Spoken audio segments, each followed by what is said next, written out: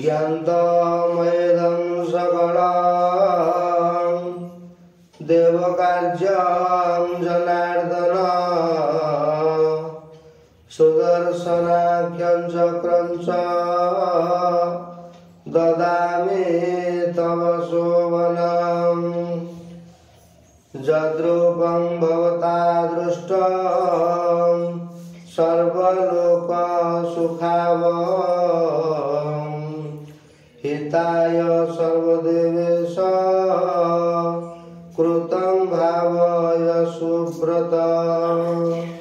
रणाजावपि संस्कृत्य देवानां दुःखनाशनम्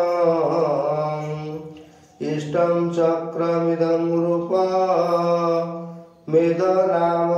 सहस्रकम् ये शृण्वन्ति सदा भक्त्या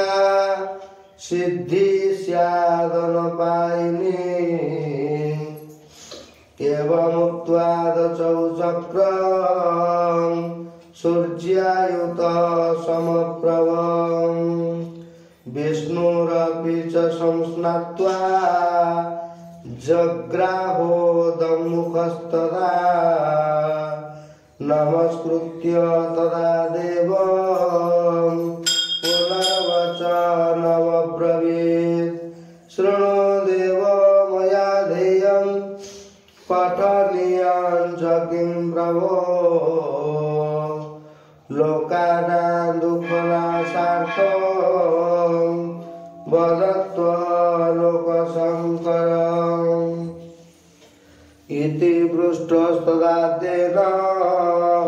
सन्तुष्टस्तु शिवो ब्रुवीत् रूपं देयं